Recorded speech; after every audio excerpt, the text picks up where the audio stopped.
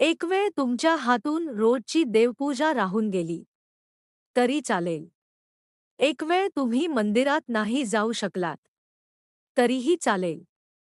पण येणाऱ्या या अत्यंत पवित्र महिन्यात विसरूनही ही एक चूक करू नका, अन्यथा पुढची 3 वर्षे घरात दारिद्र्य आणि संकटांचा सामना करावा लागू शकतो. होय भाविकांनो, शास्त्र सांगतं की या पवित्र काळात कळतनकळत झालेली एक छोटीशी चूकसुद्धा तुमच्या आयुष्यात मोठा अनर्थ घडवून आणू शकते. पण याच विरुद्ध, जर तुम्ही या महिन्यात काही साधे आणि सोपे नियम पाळले, तर केवळ तुमच्याच नाही, तर तुमच्या संपूर्ण कुटुंबाच्या आणि मुलाबाळांच्या प्रगतीचे मार्ग मोकळे होतात. आजचा हा व्हिडिओ तुमच्या आयुष्याला एक नवी आणि सकारात्मक दिशा देणारा ठरणार आहे. नमस्कार भाविकांनो, स्वागत आहे तुमचं आपल्या चॅनेलवर, जिथे आपण नेहमीच आपल्या संस्कृतीतील, अध्यात्मातील अशा गोष्टी जाणून घेतो, ज्या आपल्या दैनंदिन आयुष्यात सुख आणि शांती घेऊन येतात. लवकरच अत्यंत दुर्मिळ आणि महापुण्यकारक असा अधिक मास म्हणजेच धोंड्याचा महिना सुरू होत आहे. हा महिना इतर सामान्य महिन्यांसारखा नसतो. हा महिना दर 3 वर्षांनी एकदाच येतो. त्यामुळे या 30 दिवसांमध्ये निसर्गामध्ये आणि आध्यात्मिक विश्वामध्ये अशा काही अद्भुत ऊर्जा सक्रिय असतात, ज्यांचा थेट परिणाम आपल्या आरोग्यावर, पैशांवर आणि नशिबावर होत असतो. या पवित्र महिन्याला पुरुषोत्तम मास का म्हणतात, याबद्दल आपल्या शास्त्रात अत्यंत सुंदर कथा आहे. पण आजच्या या विशेष व्हिडिओमध्ये आपण केवळ कथा नाही, तर प्रत्यक्ष कृती पाहणार आहोत. आज आपण अत्यंत सविस्तरपणे अशा 7 कडक नियमांबद्दल बोलणार आहोत, जे या महिन्यात प्रत्येक हिंदू कुटुंबाने आवर्जून पाळले पाहिजेत. यासोबतच या महिन्यात विवाहित मुलीने आपल्या माहेरी जाऊन आपल्या जन्मदात्या आईला अशी कोणती एक विशेष वस्तू भेट दिली पाहिजे, ज्यामुळे आईवडिलांना दीर्घायुष्य लाभतं आणि स्वतः मुलीचा संसारही सोन्यासारखा फुलतो. हे आपण सविस्तर पाहणार आहोत. आणि सर्वात महत्त्वाचं म्हणजे, अशी कोणती एक भयानक चूक आहे, जी या महिन्यात केल्यास पुण्याऐवजी मोठा दोष लागतो, हेही आपण शास्त्रोक्त पद्धतीने जाणून घेणार आहोत. हा व्हिडिओ केवळ माहिती म्हणून पाहू नका, तर आपल्या कुटुंबाच्या कल्याणासाठी एक व्रत म्हणून समजून घ्या. व्हिडिओमध्ये पुढे जाण्यापूर्वी कमेंट बॉक्समध्ये श्री स्वामी समर्थ किंवा नमो भगवते वासुदेवाय लिहून आपली हजेरी नक्की लावा. कारण तुमची एक कमेंट तुमच्यातील भक्तीची साक्ष देते. चला तर मग, अजिबात वेळ घालवता जाणून घेऊया अधिक मासाचा तो पहिला महामहत्वाचा नियम, जो तुमच्या घरातील सर्व नकारात्मकता मुळापासून उपटून टाकेल.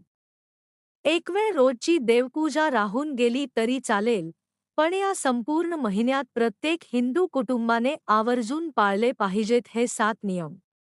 कारण ही केवळ पूजा नाही, तर येणाऱ्या पुढील 3 वर्षांसाठी तुमच्या कुटुंबाचं भाग्य बदलण्याची सुवर्णसंधी आहे. नमस्कार भाविकांनो, स्वागत आहे तुमचं आपल्या चॅनेलवर.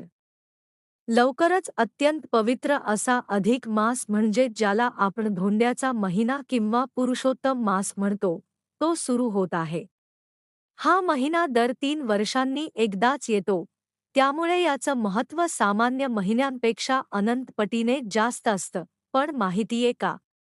या महिन्यात कळतनकळत झालेली एक छोटीशी चूक किंवा अज्ञान तुमच्या घरात दारिद्र्य आणू शकतं आणि प्रापंचिक सुखात बाधा आणू शकतं.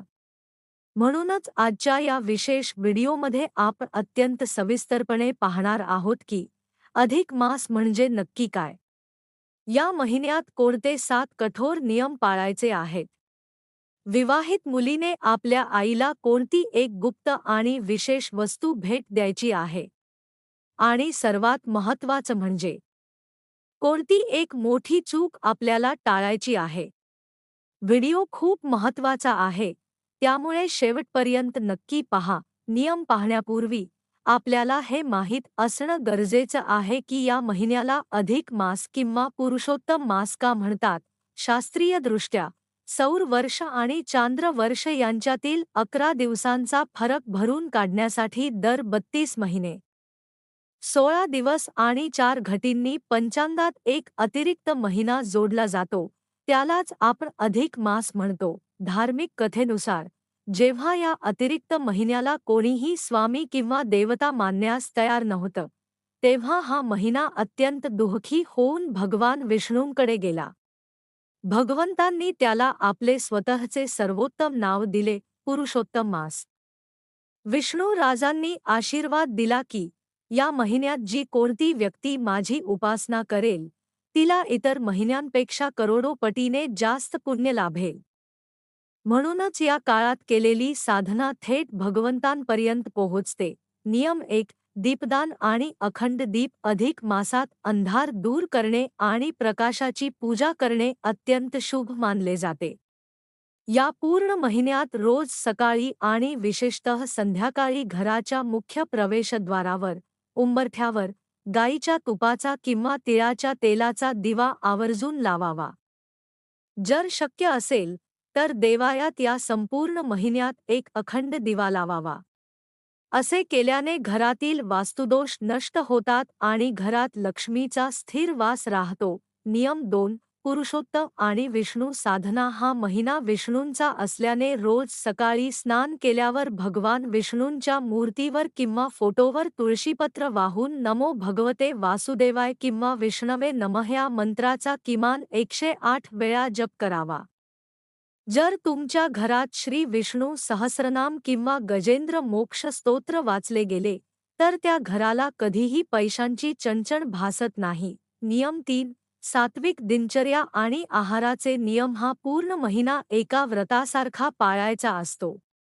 त्यामुळे घरात कडक सात्विकता पाळली पाहिजे. मांसाहार, अंडी, मद्यपान तर पूर्णपणे वर्ज्य आहेच, पण शक्य असल्यास कांदा आणि लसूण यांचा वापरही टाळावा. या महिन्यात तामसी अन्न ग्रहण केल्याने बुद्धी भ्रष्ट होते आणि केलेल्या पुण्याचा नाश होतो. नियम 4. वाणीवर ताबा आणि मौन व्रत. अनेकदा आपण पूजापाठ करतो, पण घरात सतत चिडचिड, भांडण किंवा दुसऱ्यांची निंदा करतो. अधिक मासात कोणाचाही अपमान करू नका, खोटे बोलू नका आणि कोणाबद्दलही मनात वाईट विचार आणू नका. दिवसातून किमान 15 ते 30 मिनिटे पूर्ण मौन पाळण्याचा प्रयत्न करा. तुमची वाणी जितकी शांत असेल, तितकी तुमची आध्यात्मिक शक्ती वाढेल. नियम 5. महापुण्यकारक अनारसे आणि धोंडे दान. अधिक मासात दानाला अनन्यसाधारण महत्त्व आहे. या महिन्यात 33 या संख्येला विशेष महत्त्व असते. 33 अनारसे, ज्याला आपण धोंडे म्हणतो, ते तांब्याच्या किंवा पितळेच्या पात्रात ठेवून त्यावर एक दिवा लावून ते एखाद्या ब्राह्मणाला, मंदिरातील गुरुजींना किंवा गरजू व्यक्तीला दान करावे. अनारशांमधील जे छिद्र असतात, ते आपल्या पाप कर्मांचे प्रतीक मानले जातात आणि ते दान केल्याने पापांचे क्षालन होते. नियम 6. पवित्र ग्रंथांचे वाचन आणि श्रवण. या 30 दिवसांत केवळ मोबाईल किंवा टीव्हीमध्ये वेळ घालवता रोज किमान 2 पाने श्रीमद्भागवत पुराण, भगवद्गीता किंवा आपल्या स्वामी समर्थांच्या सारामृताचे वाचन करावे. जर तुम्हाला वाचता येत नसेल, तर मोबाईलवर ते श्रवण करावे, ऐकावे. घरात हे पवित्र शब्द गुंजल्याने घरातील नकारात्मक ऊर्जा पळून जाते. नियम 7. ब्रह्मचर्य आणि संयम. हा महिना पूर्णपणे आत्मपरीक्षण आणि ईश्वरी ऊर्जेशी जोडण्याचा काळ आहे. त्यामुळे या काळात ब्रह्मचर्याचे पालन करणे आणि शारीरिक व मानसिक स्तरावर संयम राखणे अत्यंत अनिवार्य मानले गेले आहे. आता वळूया आपल्या आजच्या व्हिडिओच्या अत्यंत महत्त्वाच्या आणि भावुक भागाकडे. अधिक मासाला जावयाचा महिना किंवा माहेरचा महिना सुद्धा म्हटले जाते. या पवित्र महिन्यात विवाहित मुलीने आपल्या माहेरी जाऊन किंवा आईवडिलांना आपल्या घरी बोलावून त्यांचा सन्मान करणे अत्यंत भाग्याचे मानले जाते. या महिन्यात मुलीने आपल्या आईला सौभाग्यवान म्हणून एक हिरवी किंवा लाल रंगाची साडी, सोबत खण, एक अख्खा नारळ, तांबूल म्हणजेच विड्याची पाने आणि सुपारी आणि एखादा सौभाग्य अलंकार जसे की जोडवी, बांगड्या किंवा कुंकवाचा करंडा नक्की भेट द्यावा. जर आर्थिक परिस्थिती साडी घेण्याची नसेल तर काळजी करू नका. आईला केवळ एक ब्लाऊज पीस आणि एखादी तांब्याची किंवा चांदीची छोटी वस्तू दिली तरी चालेल. जेव्हा एखादी मुलगी आपल्या आईला हे वाण देते आणि आईच्या पाया पडून आशीर्वाद घेते, तेव्हा आईच्या हृदयातून निघणारे आशीर्वाद मुलीच्या संसाराला सर्व संकटांपासून वाचवतात. यामुळे आईवडिलांना दीर्घायुष्य लाभते आणि मुलीच्या घरातही अखंड लक्ष्मी नांदते. पण मित्रांनो, एक गोष्ट अतिशय महत्त्वाची लक्षात ठेवा. अधिक मासात कोणती चूक महागात पडू शकते. हा महिना केवळ काम्यकर्म म्हणजेच देवाच्या भक्तीसाठी राखीव आहे. त्यामुळे या महिन्यात कोणतेही मांगलिक किंवा नवीन कार्य करू नये. जसे की नवीन घराचा गृहप्रवेश, लग्नकार्य, मुंज, नवीन गाडी खरेदी करणे, नवीन व्यवसाय सुरू करणे किंवा नवीन सोन्याचे दागिने स्वतःसाठी खरेदी करणे. हा महिना खरेदीचा किंवा भौतिक सुखांचा नसून आध्यात्मिक सुखाचा आहे.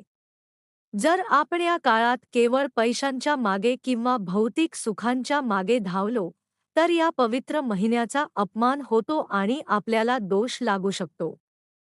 त्यामुळे कोणतीही नवीन सुरुवात या एका महिन्यात टाळावी. तर माझ्या लाडक्या भाविकांनो, आज आपण या विशेष व्हिडिओमध्ये अधिक मासाचे ते 7 सुवर्ण नियम अतिशय सविस्तरपणे पाहिले. तसेच एका विवाहित मुलीने आपल्या आईला कोणती भाग्यवान वस्तू भेट दिली पाहिजे आणि या संपूर्ण महिन्यात कोणती एक चूक टाळली पाहिजे, याबद्दलची शास्त्रोक्त माहिती जाणून घेतली. शेवटी मी तुम्हाला इतकंच सांगेन की शास्त्र आणि नियम हे आपल्या जागी महत्त्वाचे आहेतच, पण त्याहूनही मोठी असते ती तुमची भक्ती आणि तुमचा भाव. जर तुमच्या मनात आपल्या आईवडिलांविषयी, आपल्या पतिमुलांविषयी आणि ईश्वराविषयी अपार प्रेम आणि आदर असेल, तर या अधिक मासाचे पूर्ण पुण्य तुम्हाला नक्कीच लाभेल. हा महिना स्वतःला सुधारण्याचा, मनातले वाईट विचार काढून टाकण्याचा आणि आपल्या कुटुंबाला आनंदी ठेवण्याचा महिना आहे. मला पूर्ण विश्वास आहे की आजच्या या माहितीमुळे तुमच्या मनातील अनेक शंका दूर झाल्या असतील. हा व्हिडिओ पाहिल्यानंतर तुम्ही या अधिक मासात या 7 नियमांपैकी कोणता नियम सर्वात आधी पाळायला सुरुवात करणार आहात, हे मला कमेंट बॉक्समध्ये नक्की लिहून कळवा. जर तुमच्या मनात पूजाविधीबद्दल, दानाबद्दल किंवा इतर काही प्रश्न असतील तर तेही कमेंटमध्ये विचारा. मी तुमच्या प्रत्येक कमेंटचे उत्तर देण्याचा प्रामाणिक प्रयत्न करेन. आणि हो, ज्यांनी अजूनही कमेंटमध्ये श्री स्वामी समर्थ किंवा नमो भगवते वासुदेवाय लिहिलं नाहीये, त्यांनी आता तरी नक्की लिहा, कारण तुमच्या या नामस्मरणाने कमेंट बॉक्स सुद्धा पवित्र होऊन जाईल. मित्रांनो, ही अमूल्य माहिती शोधण्यासाठी आणि ती तुमच्यापर्यंत साध्या सोप्या भाषेत पोहोचवण्यासाठी खूप मेहनत लागते. जर तुम्हाला माझी ही छोटीशी धडपड आणि ही माहिती मनापासून आवडली असेल तर या व्हिडिओला एक लाईक नक्की करा. तुमच्या एका लाईकमुळे मला असेच नवनवीन व्हिडिओ बनवण्यासाठी खूप मोठी प्रेरणा मिळते. आपल्या चॅनेलवर जर तुम्ही आज पहिल्यांदाच आला असाल तर खाली दिलेल्या लाल बटनावर क्लिक करून चॅनेलला आत्ताच सबस्क्राईब करा. शेजारील बेल आयकॉन घंटी नक्की दाबा, जेणेकरून येणारे पुढचे सर्व महत्त्वाचे व्हिडिओ तुमच्याकडून कधीही मिस होणार नाहीत. आणि सर्वात महत्त्वाची गोष्ट, हा व्हिडिओ फक्त स्वतःपुरता मर्यादित ठेवू नका. आपल्या घरातल्या इतर महिलांना, तुमच्या बहिणीला, तुमच्या मैत्रिणींना आणि नातेवाईकांच्या व्हॉट्सॲप ग्रुपवर हा व्हिडिओ अगत्याने शेअर करा. कारण तुमच्या एका शेअरमुळे जर एखाद्या बहिणीने तिच्या आईला हे वाण दिलं किंवा कोणाकडची चूक टळली तर त्या पुण्याचा काही भाग तुम्हालाही नक्कीच मिळेल. चला तर मग, आजच्या पुरती मी तुमची रजा घेते. लवकरच भेटूया अशाच एका अत्यंत माहितीपूर्ण आणि सुंदर व्हिडिओमध्ये. तोपर्यंत भगवान पुरुषोत्तमाची आणि स्वामींची कृपा तुमच्यावर आणि तुमच्या संपूर्ण कुटुंबावर अखंड राहो, हीच प्रार्थना. काळजी घ्या आनंदी राहा. अवधूत चिंतन श्री गुरुदेव दत्त. श्री स्वामी समर्थ.